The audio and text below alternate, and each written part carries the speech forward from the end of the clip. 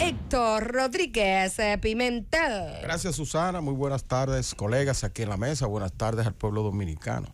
Señores, hay que manifestar cierto alborozo porque por fin se inició la construcción ya físicamente de la verja perimetral entre Haití y la República Dominicana, que abarcará toda la frontera.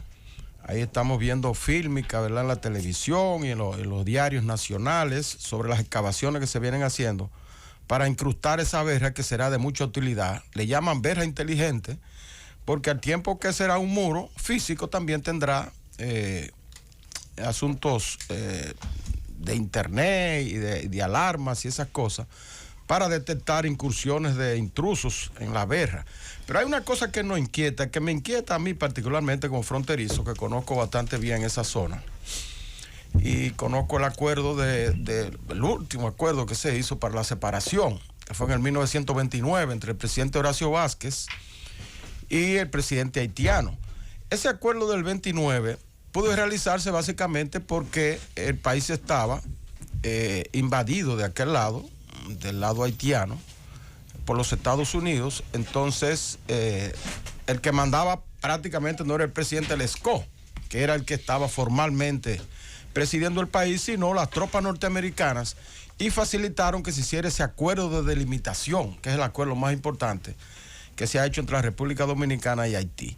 Y entre las cosas que se acordaron ahí para hacer la línea fronteriza, era que los ríos, ¿verdad?, que separan a ambos países, como por ejemplo el río Masacre o río de Jabón, que abarca desde la bahía de Manzanillo, en Montecristi, hasta la zona hasta hacer converger con el río Capotillo, que es un río que también binacional que separa al país. Entonces la línea fronteriza en ese tramo es en el medio del río.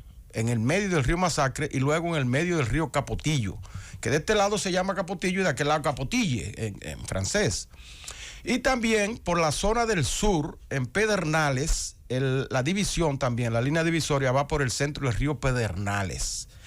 Los demás son terrenos, ¿verdad?, como la carretera internacional, que ahí no había ningún problema de hacerlo por donde va la línea fronteriza, pero en el caso de los ríos, donde nos separan los ríos, nos inquieta algo, y es que deben tener en cuenta los constructores, los que están llevando a cabo la obra, de no dejar un margen de suerte que el río pueda quedar del otro lado. Que según me han informado, todavía no he tenido la oportunidad de ir físicamente a verlo, a ir a la frontera solamente a eso. Creo que quiero ir la semana que viene para ver in situ lo que se está haciendo, pero existe la posibilidad de que la verja pueda hacerse fuera del río. Entonces en ese sentido el río quedaría de aquel lado. Si el río quedaría de aquel lado, y aunque usted le haga una avenida del otro lado de la verja para que haya patrullaje en ambas aceras, siempre se va a correr el riesgo de que el lado haitiano, si queda una parte dominicana, ¿verdad?, de este lado del río, pueda ser arrabalizado por habitantes haitianos, y entonces tengamos en el futuro una situación embarazosa ahí, con casas construidas sobre la verja de aquel lado. De manera que pienso que habría que buscar una manera inteligente de cómo no excluir el río de esa verja perimetral. No tengo así a la vista una sugerencia en ese aspecto, pero pienso que los ingenieros deberían buscar la manera de que efectivamente esa verja quede sobre lo que establece ese acuerdo de 1929. Es solamente una inquietud. La semana que viene trataré de ir para hablar con los contratistas y ver in situ lo que está ocurriendo ahí. Pero de todas maneras hay que felicitar al gobierno por haber iniciado esa obra, tan importante obra que mucha gente no pensaban que podía hacerse. Sin embargo, estamos viendo que ya físicamente se inició. Por otra parte, señores, está el caso que ha inquietado a la opinión pública de la muerte en cuarteles de personas. Específicamente, 3 casos muy sonados, que es el caso de San José de Ocoa, ¿verdad?, del joven José Custodio, lo que ocurrió también en Santiago, y aquí en la capital, el de David de los Santos, que es el que ha tenido una mayor repercusión por la investigación que ya hizo la Procuraduría General de la República y el sometimiento que le hizo a 7 supuestos autores de este asesinato en la cárcel del cuartel policial de Naco. Los sometidos son 4 policías y 3 reclusos, incluyendo un capitán que era el que comandaba el destacamento. Yo pienso que esta investigación, exitosa investigación que acaba de hacer la Procuraduría, crea un hito, un antes y un después en materia de investigación judicial con casos relacionados con la policía en la República Dominicana. ¿Por qué? Porque por primera vez la Fiscalía somete a la justicia policías acusados de un apresamiento ilegal. Porque ahí es que se origina todo, en el apresamiento del joven David de los Santos. Porque ¿por qué había que apresarlo? ¿Cometió algún delito? ¿Fue él encontrado infragante cometiendo un delito? ¿O había una orden de un juez para apresarlo?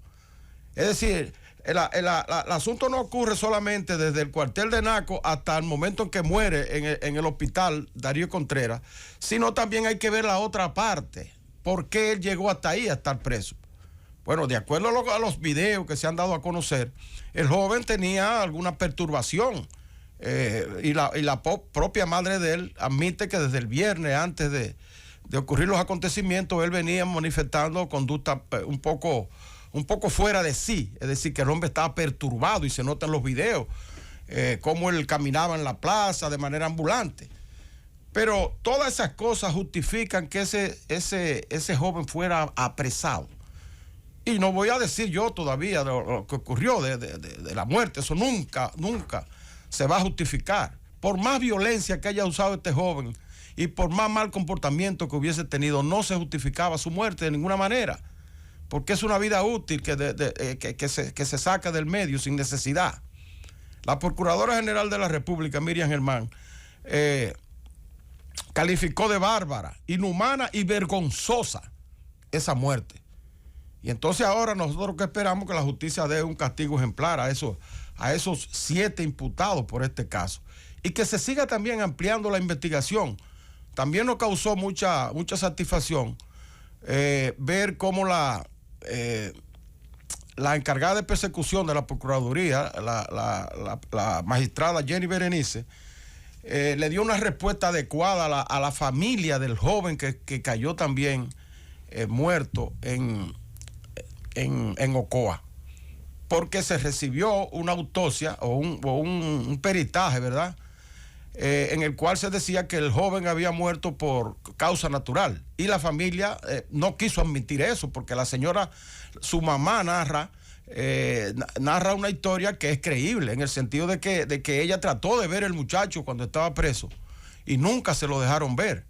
Y al final, cuando ya lo vio en el hospital, él mismo le dijo: mamá, me han masacrado en la policía. Y ahí poco tiempo después murió. Entonces Jenny Berenice le prometió a la familia ordenar una autopsia para reconsiderar el caso y reorientar la investigación. Nosotros estamos seguros, tenemos la confianza de que el Ministerio Público va a arribar a una investigación seria, como lo hizo en el caso de David de los Santos, en este caso de Ocoa, y esperamos que lo mismo ocurra en el caso de Santiago. Y ahora se le agrega otro caso en Moca, un recluso que fue, según la primera versión, que fue ahorcado por otro recluso en la cárcel de Moca, que también la Procuraduría comenzó una investigación en ese sentido.